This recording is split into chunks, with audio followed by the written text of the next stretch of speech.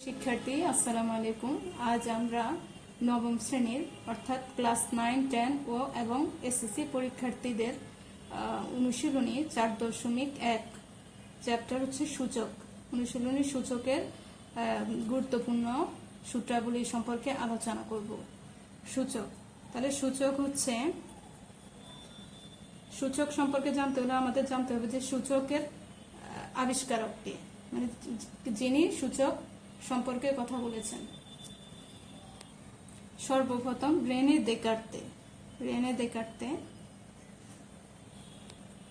সর্বপ্রথম বিজ্ঞানী Rene Descartes তিনি সূচক সম্পর্কে অবহিত করেন। আর তিনি অজ্ঞাত রাশি, তাহলে আমরা লিখতে পারি তিনি, এই রেনে দেকার্তে তিনি হচ্ছে অজ্ঞাত রাশির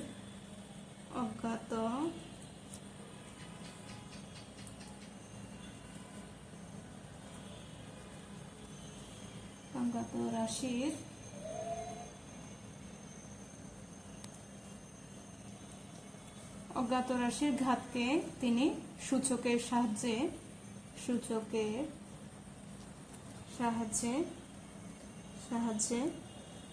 প্রথম আবিষ্কার করেন।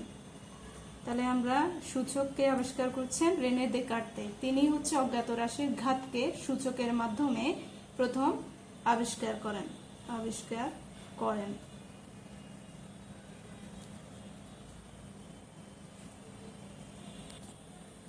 তিনি আবার এক্স গুণ, আমরা যে এক্স গুণ এক্স লিখি আর এটা ইকুয়াল এক্স স্কোয়ার লিখি, এইরকম এক্স স্কোয়ার প্রচলনও তিনি সর্বপ্রথম করেছেন। এই জন্য আমরা প্রচলন করেন,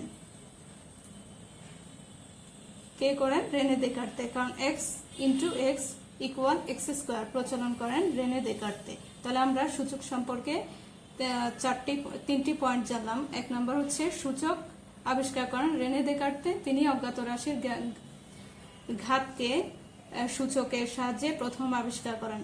তারপরে হচ্ছে x into x equal x square প্রচলন করেন তিনি। তাহলে এখানে ঘাত বানানটা একটু, হ্যাঁ, ঘাকার ঘাতকে সূচকের সাহায্যে প্রথম আবিষ্কার করেন। এখন আমরা হচ্ছে এই যে সূচকের প্রয়োজনীয় সূত্রাবলীগুলো নিয়ে আলোচনা করব, কিন্তু তার আগে যে আমাদের একটা জিনিস জানতে হবে যে a⁴x সমান n, এটা আমি একটা রাশি ধরলাম যে এখানে এটা হচ্ছে বেস অথবা ভিত্তি, এটাকে ইংলিশে বেস আর বাংলা হচ্ছে ভিত্তি বলে। আর এটা হচ্ছে পাওয়ার অথবা সূচক, ইংলিশে পাওয়ার আর বাংলায় হচ্ছে সূচক বলে। এখানে আমি এনটা কি, তাহলে এন কে আমরা সংজ্ঞায়িত করব যে এক্স কে এন এর, এই যে এক্স হচ্ছে এন এর এই ভিত্তিক লগারিদম। তাহলে আমি লিখবো যে এই এনটা হচ্ছে কি, এই এক্স কে পাওয়ার বা সূচককে আমরা কি বলতে পারি যে এক্স, এই এক্সটাকে এক্স কে এন এর এ ভিত্তিক সূচক বা লগারিদম বলে, সূচক অথবা লগারিদম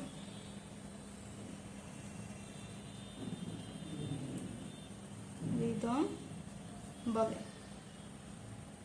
এটা লিখতে হবে না, জাস্ট তোমাদেরকে বুঝাচ্ছি। তাহলে এখানে এ হচ্ছে বেস বা ভিত্তি, এক্স হচ্ছে পাওয়ার বা সূচক, এন হচ্ছে এমন একটি রাশি, তাহলে ওটা হচ্ছে এক্স এর এ ভিত্তিক লগারিদম হচ্ছে এন, সূচক।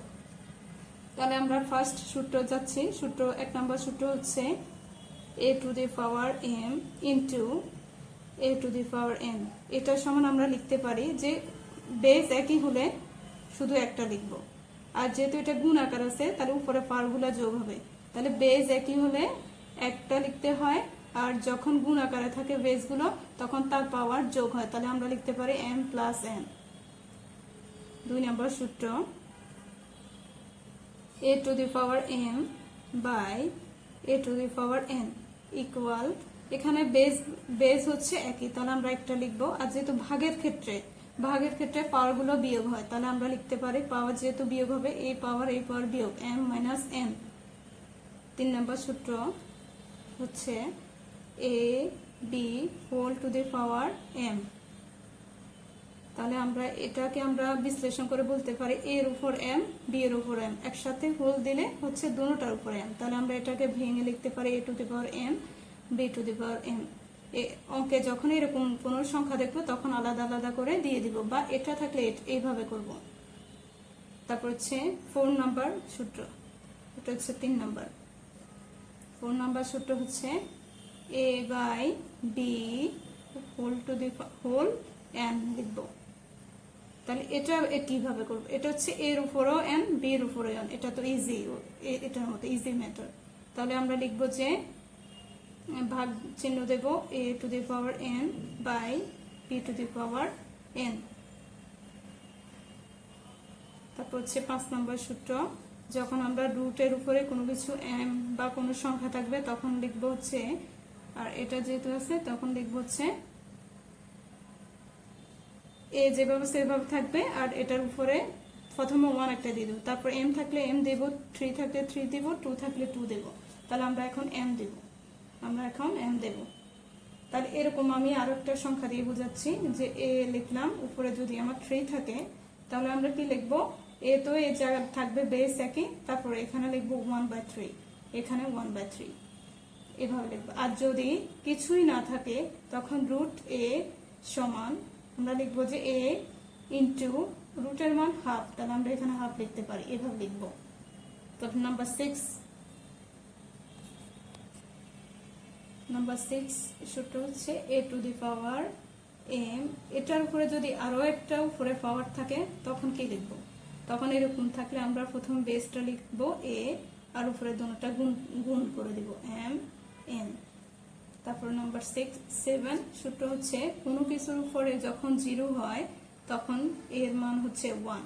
তাহলে আমি যখন 1 এর উপর 0 দেব তখনও কিন্তু 1 হবে, আবার যখন 5 এর উপরে 0 দেব তখনও কিন্তু 1 হবে। তাহলে আমরা জানি যে কোনো কিছুর উপর পাওয়ার 0 হলে সেটা হচ্ছে 1। তারপর হচ্ছে 8 নাম্বার সূত্র হচ্ছে যখন a to the power x সমান b to the power x, এটা সূত্র না, জাস্ট আমরা একটা রাশি লিখলাম। তাহলে এটার পরিবর্তে আমরা লিখতে পারি হচ্ছে, যেহেতু বেস গুলো ভিন্ন আর পাওয়ার গুলো এক, তাহলে পাওয়ার গুলো একই থাকলে তাহলে আমাদের পাওয়ার গুলো চলে যাবে, তাহলে যেগুলো একই না ওইগুলাই থাকবে, তাহলে a সমান b লিখতে পারি। তাহলে আমরা কি লিখতে পারি, a সমান b। আজকে পার্ট 1 অষ্টম প্রিয় শিক্ষার্থী, আজকে তাহলে এই পর্যন্ত। যেহেতু পার্ট 1-এ সূচক সম্পর্কে আলোচনা করা হলো, আর সূচকের প্রয়োজনীয় সূত্রাবলী সম্পর্কে আমি সূত্রগুলো লিখে বিশ্লেষণ করে দিলাম। আমাদের পরবর্তী পার্ট 2 হচ্ছে অঙ্কগুলো থাকবে পরবর্তী পার্টে। তো বন্ধুরা অথবা আমার প্রিয় শিক্ষার্থীরা, ভিডিওটি ভালো লাগলে লাইক, কমেন্ট ও বন্ধুদের সঙ্গে শেয়ার করে এমন আরো গণিতের ক্লাস পেতে চ্যানেলটি সাবস্ক্রাইব করে FFC ম্যাথ একাডেমির সঙ্গে থাকুন। ধন্যবাদ।